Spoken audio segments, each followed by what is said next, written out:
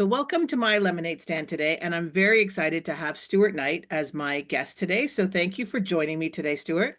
My pleasure. So, Stuart, as I think I shared, I thought I knew everything there was to know about you between following you online, my Mm. personal engagements with you, whether it was watching a keynote or attending one of your events, like your conferences. But then I pulled your bio, and I was like, oh my, like I didn't realize there was so much more to Stuart. So, just to kick it off a bit, I'm going to share a little bit of who Stuart is. So, Stuart is an award-winning entrepreneur, critically acclaimed author and producer. And several years ago, he thought that teenagers were getting the wrong advice. So he wrote a show for them that ended up touring nationally with Coca-Cola. And then after that, realizing that he didn't know how to play an instrument, he used computer software and wrote two musicals that sold out to thousands of people across Toronto. And then after that, he also noticed that people were having very predictable conversations. So that led him to write a critically acclaimed book teaching people how to create powerful connections. And that book is called You Should Have Asked: The Art of Powerful Conversations. And while doing all of that in parallel, he's also a sought after keynote speaker where he inspires people to bring their best selves. And he's been on stage in front of over 1 million people at this point, more to come. And the reason why I wanted to speak to you, Stuart, is because your latest venture is around the human connection group and the value, and really talking about the value of us being more human. So that's very close to what I believe as well, and a lot of the work that I do. So I thought I was very excited to speak to you. So to kick things off, I just wanted to kick it off with the human connection group, and I wanted to just ask you, like, why is it that you chose to go down that path? What's the need that you saw? Oh, wow. I mean, first of all, it's so interesting to hear people remind you of some of the things that you used to do in the past because, I mean, that's over 30 years, what you just talked about. And it's funny, isn't it, when you look back at your life and things that were at one point just an idea and how they eventually came to fruition.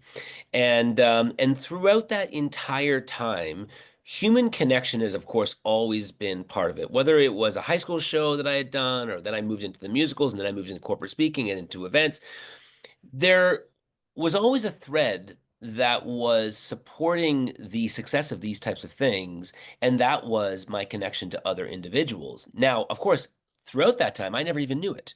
I wasn't even aware that that was such an important thing that people perhaps might be working hard for me because of the effort I made to have important human connections with them, or perhaps people were willing to cut me a deal on a theater space because I'd made the effort to build a meaningful relationship with them, Mhm. and so on and so forth.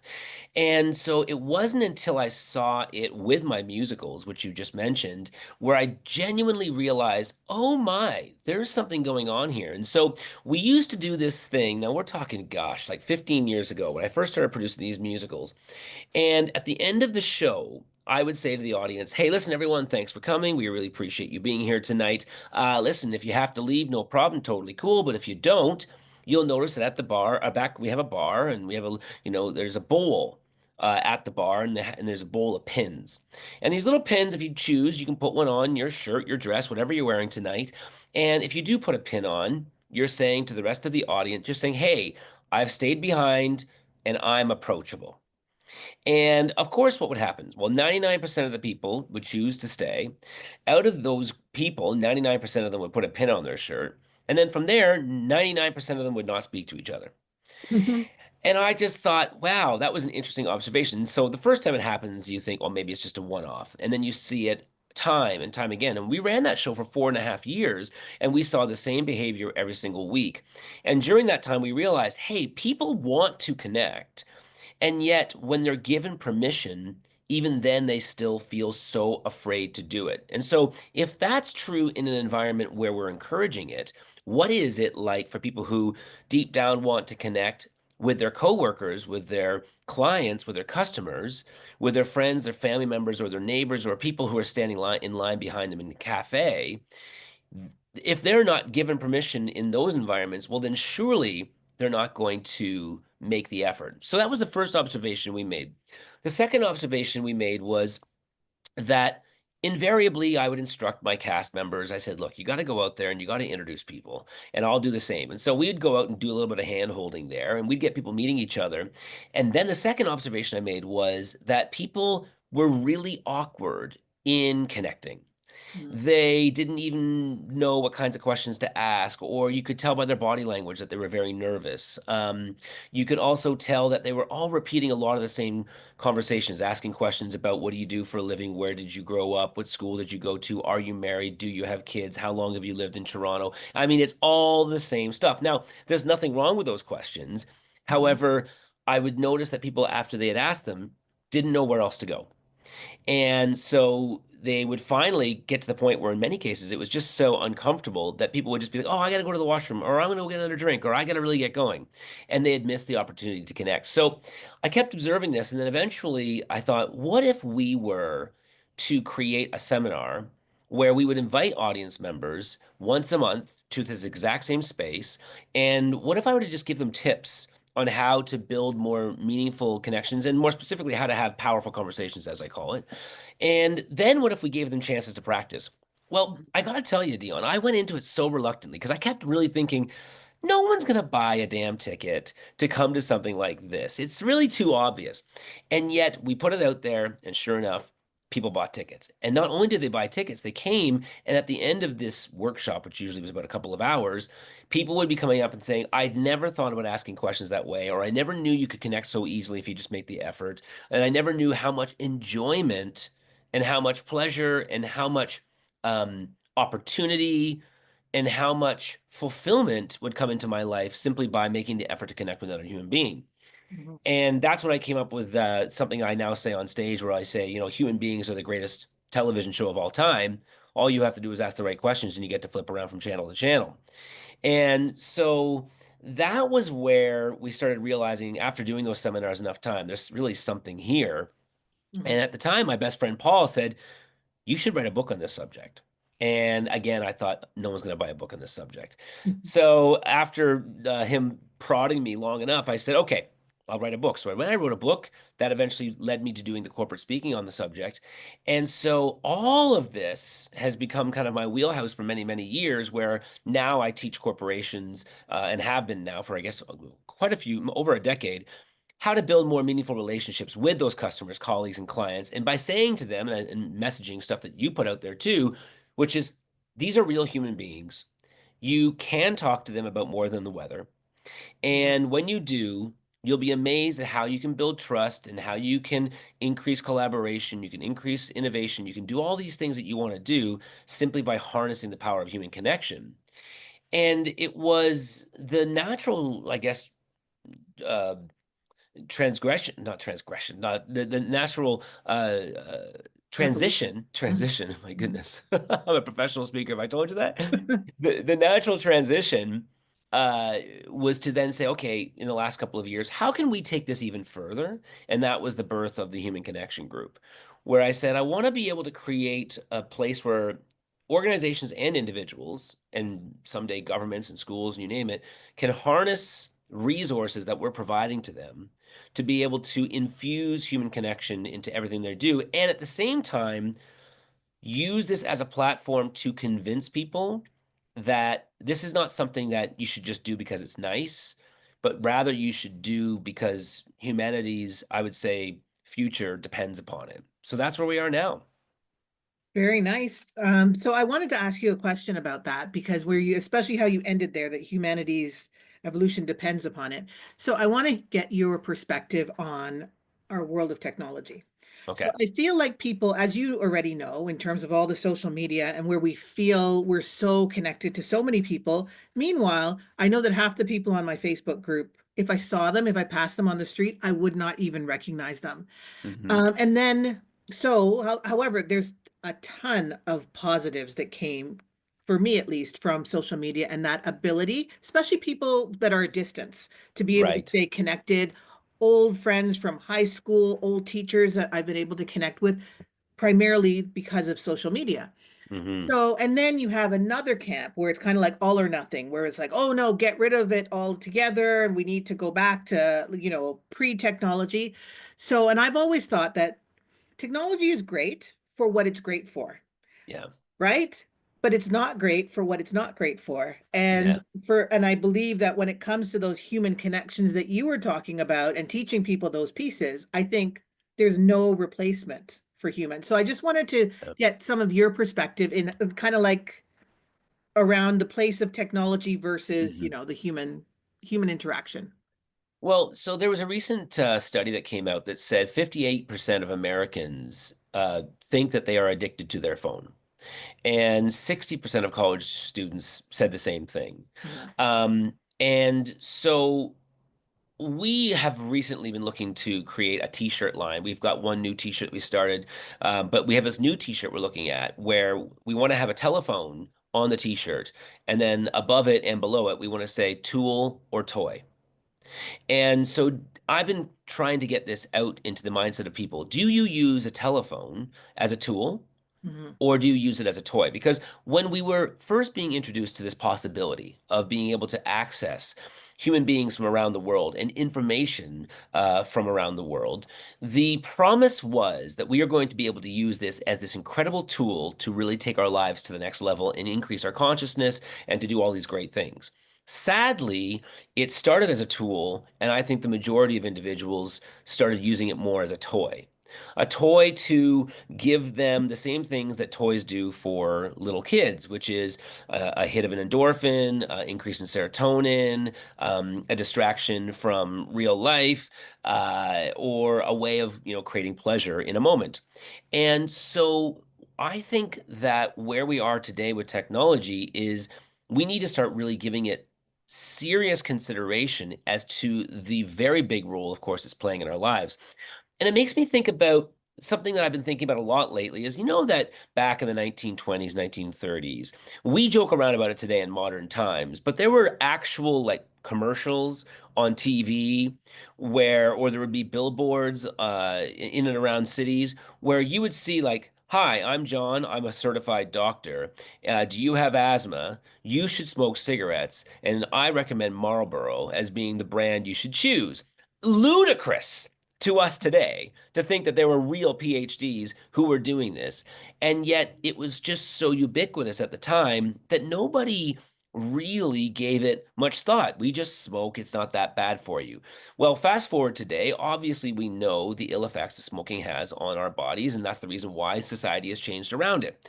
Well, I think that we're now seeing the same version of those commercials, but just in a different way. So you're driving down the streets of any city or town that you live in. You don't have to go far before you look up at a billboard and you'll see a Rogers or a Verizon or whatever billboard, and it will say something along the lines of "Bring true happiness to your family." And you'll see dad on his laptop at the kitchen table, mom's on a tablet, one of the kids is on their phone, and the other kid is on a laptop, let's say. And it'll say, high-speed internet, you can get the bundle, get all these devices all locked in, and then you can also have all these, features where you can have smart devices throughout your house, all for the price of happiness. And I think that we are going to find ourselves in the same situation that we find ourselves in today when we look back at those smoking commercials. And in 100 years from now, or maybe sooner, people are going to look back and they're going to say, didn't they realize that all the research showed that family that is sitting around on all those devices, research showed that they had higher rates of anxiety, higher rates of depression, higher rates of potentially wanting to end their life, people having suicidal tendencies. They had poor health. They lived shorter lives. They had higher blood pressure, and on and on and on. Pick your marker. Mhm. So I think that we don't want to get rid of technology. I don't think that that's a solution, and I don't want to live in that world. I love being able to Google Map my way to basically anywhere I go.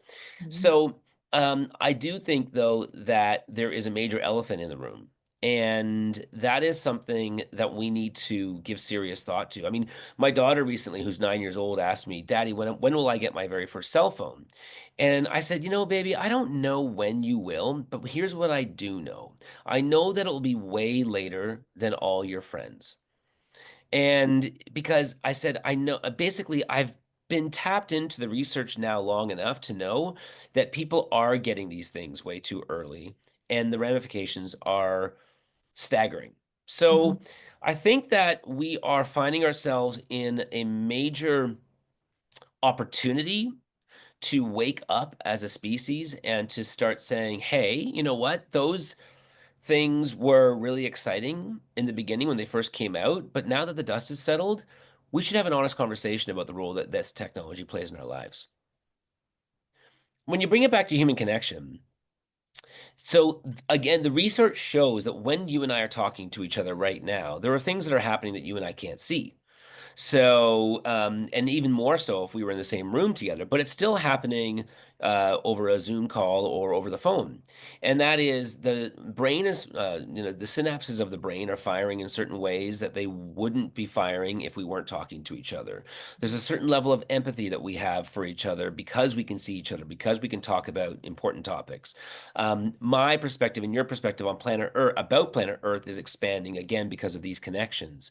So, there are all these positive benefits that happen when we do connect, and people can tell themselves that they're saving all kinds of time by not connecting, not realizing all the things that they're missing out on for Mhm. that comes when they do connect. So I recently read a book called The Anxious Generation, that covers off exactly that content you were talking about, and in particular, it focuses on middle school age children. So you're Right, talking about your daughter's 9. I have a son who's 12, and it talked about the damage that it does to that particular age group, in right. particular. And I know that there's tons more evidence out there as well. So I wanted to pivot to ask you. So, when you were talking earlier about having those events and inviting Yep, people to stay afterwards and engage, and people felt like it seemed like people didn't know what to do.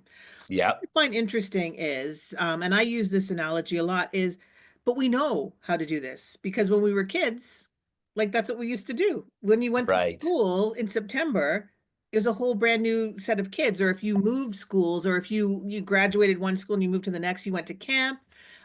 Maybe you were part of a religious community and they have their events and stuff like that for kids. My favorite is going to birthday parties. So I would be like the friend from school, and I get invited to the birthday party and I meet everybody's cousins and neighbors and Mm, vice versa. So like we've done this for a long time, and it feels right. like as grown-ups, we're kind of overcomplicating it. So I Hmm. wanted to ask you, like, so what is kind of a piece of advice that you would give to somebody who's kind of reluctant to just go out there and just start making relationships and being human? Like, what Right. are kind of baby steps that somebody could take to start venturing into that world? 100%. Well, the first thing I want to just kind of do is comment on what you just said, and that is, I found myself thinking the exact same thing, which is, even from an evolutionary perspective, how is it that we were losing this skill on having conversations with individuals that allowed us to connect in a meaningful way? And I figured out almost like a comparison that made sense to me. So I've played soccer at a pretty high level throughout my entire life. I love the sport. And I still, as an old man, I get out there and I play once a week on Wednesdays. However, during the winter break, I don't get a chance to play.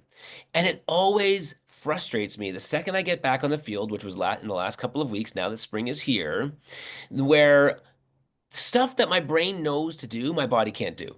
Which is Mhm. like, I normally could pass that perfectly at the end of last season, or I could shoot that perfectly. Why can't I do it now?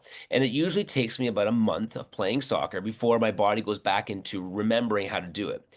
And I think that that is something that a lot of people who are listening to this right now and watching this right now have to remember, which is it is a skill you need to continuously practice in order for it to come seamlessly to you the next time you're in a situation where you're having a conversation with someone.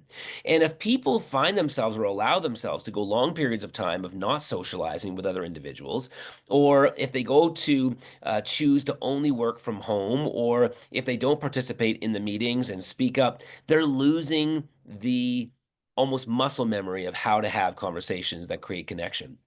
So that would be the first thing. I'd say you have to practice. But when it comes to practicing and just starting those conversations, the next thing I'd say is you have to be able to give yourself permission to know that people are not as afraid as you may think of answering deeper questions.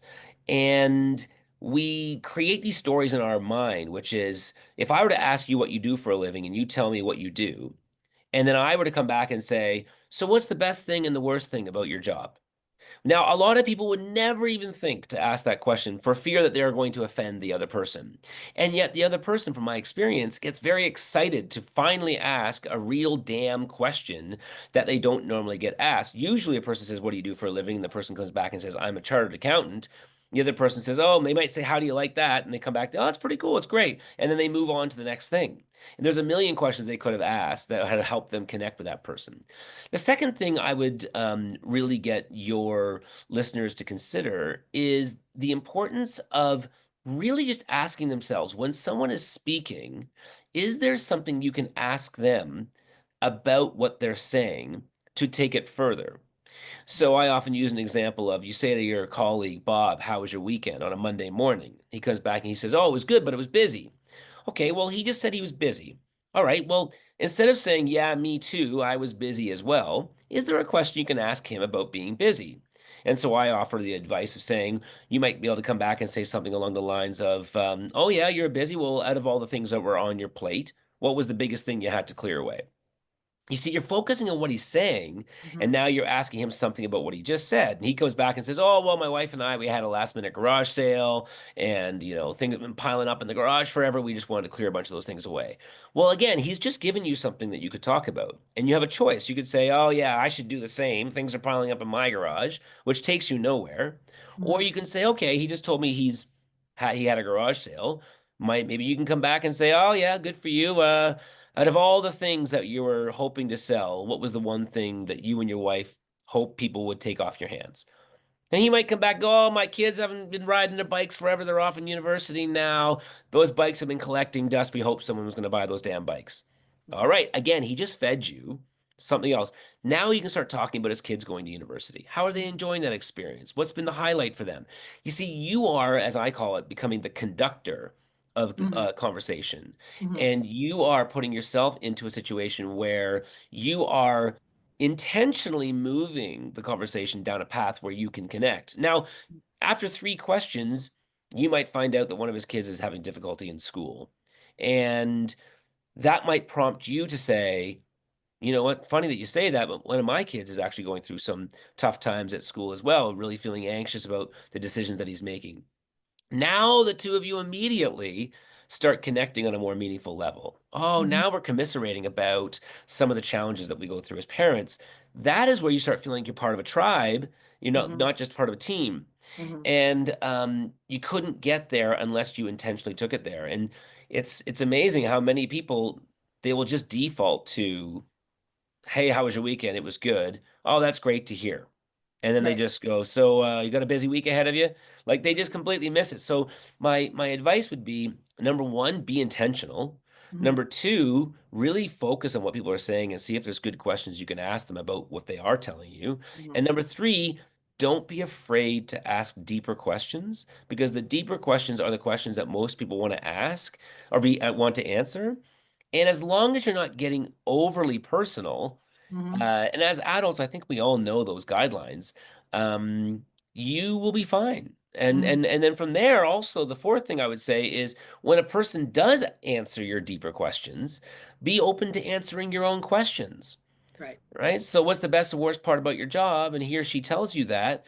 And then at the end of it, it would be a nice opportunity for you to engage and go, you know what? The thing that I hate most about my job is Mhm. now we're meeting in the middle and we're connecting like a tribe member, Mhm. as opposed to, just interviewing somebody. Mhm. So it's so interesting that you say that because as you're saying, where some people feel intimidated to ask those questions because they feel that they're kind of intruding a bit. But I see it differently. It actually shows like you're actually listening to me. You actually not Yes. just walking by and it's like routine. Oh, hey, how's your weekend? Oh, have a good weekend or whatever. You actually are taking an interest. I So know. that's the way that I see it. And when you were doing that exchange where you're talking about where you get to that point where, oh, both of your kids are having Mhm. some challenges, and you become like those tribe members where, okay, I see you, and there are Yeah. things about that experience that only another person who's gone through it can really understand on a very deep level. Because when I do a lot of stuff around networking and building those relationships, and it's all Mhm. about, oh, hi, I am the accountant, and if you ever need accounting services, here's my card and whatever, and then I follow up with an email. When we actually have a meaningful exchange, now I see you. And Yes. now when I do reach out, it's more than just a marketing call. It's more like, oh, great. And you know what I mean? You've deepened Yeah. the relationship.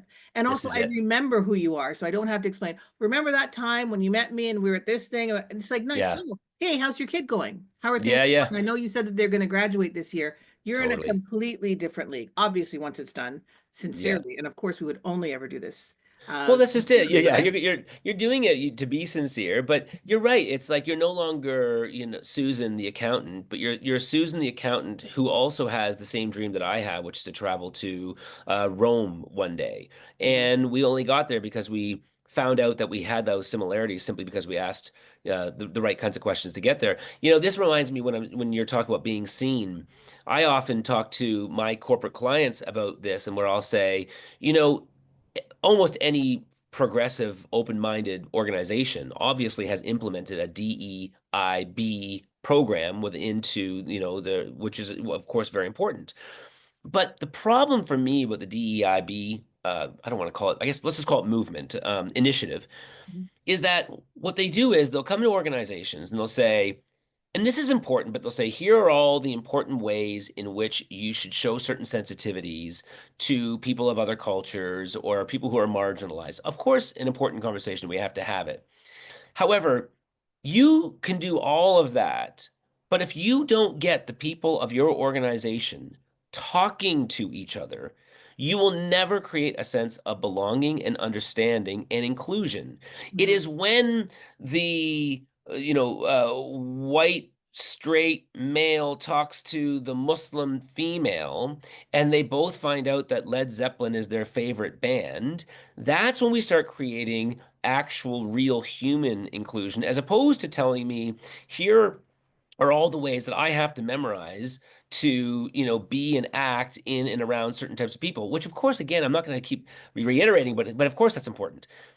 But if you really want to create inclusion within your organization, get the people of different colors of skin and different ages and different socioeconomic backgrounds and different sexual orientations, get them into a room and let them talk about certain things. And guess what? They'll be hugging over the fact that they thought the Smurfs was the greatest cartoon of all time. Like, just let them find out where their commonalities is, because we really are so much more alike than we are different, and Mhm. yet we focus so much on our differences, and in the process we miss being able to really truly see each other for who they are, as you say. Yeah, so I was actually going to go there. I was going to say that we've both talked to enough people to know that we are all predominantly the same. I know. For the record, the Flintstones are the best cartoon that was ever created.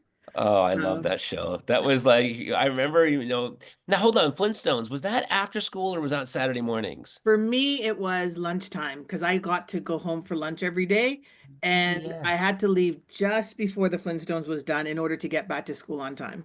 Right, maybe you're right. Yeah, because I used to go home for lunch most times too. Yeah, I mean, even as you say it, I can already see the entire uh, big hunkin' piece of meat being put on the side of his car and Hmm. flipping it Hmm. over. I used to love that show. Hmm. You want to hear something funny? I know Yes. this probably has nothing to do with the podcast, but perhaps your viewers will find this funny. So I often joke around with my partner who immigrated to Canada from Russia, well, USSR, quite frankly, when she was 10 years old. And because of that, there's all these references that you and I can relate to, such as the Flintstones, that she has no idea about. And Hmm. so I used to always get like so baffled by this. I'd be like, "You've never heard, like even in conversation, of the Flintstones? Never even crossed your mind in conversation?" No. And so one day the Smurfs comes up.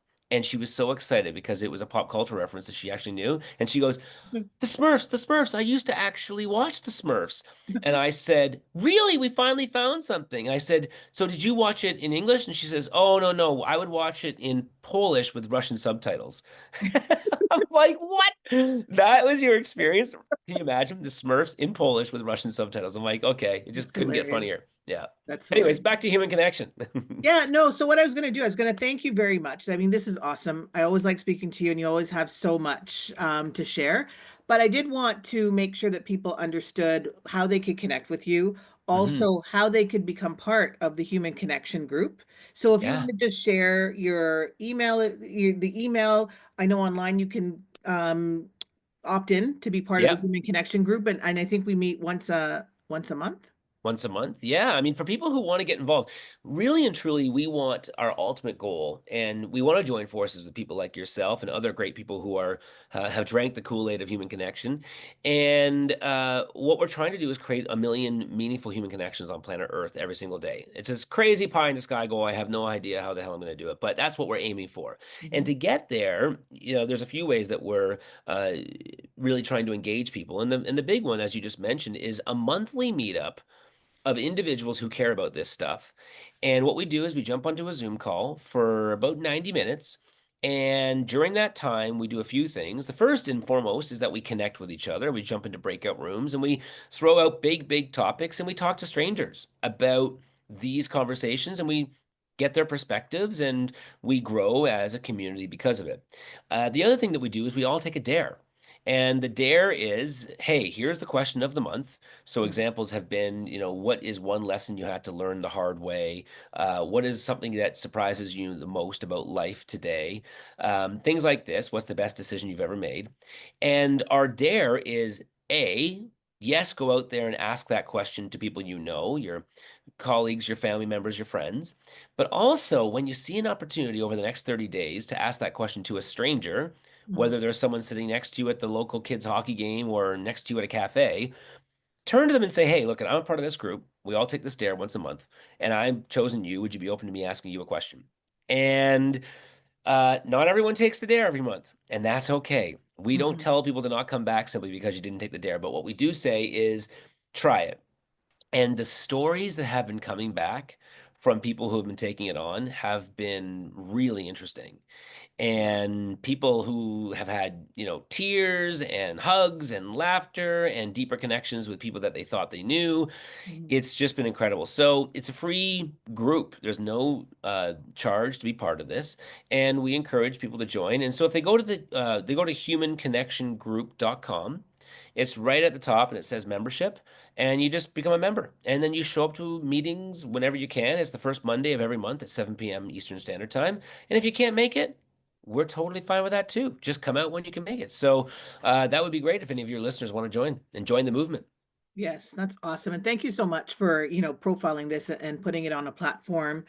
So I'm really looking forward to, like I said, I'm a member and I will come out to one of the sessions because I think Can't I wait. just love the whole concept. So Thank you. thank you so much. And thanks for this chat this afternoon. I think that people got a lot of nuggets to take away in terms of how you can have those deeper conversations and probe a little bit deeper to get to know people a little bit better. That's it. So It'll pay thanks. off. And I look forward to connecting in whatever way we can to kind of forge forward with this, mandate to become more human. You got it. I can't wait. Thank you for having me on the show. All right. Enjoyed that interview. Please subscribe to my YouTube channel, My Lemonade Stand. You can also stream it off of your favorite podcast streaming platform. Looking forward to seeing you next time.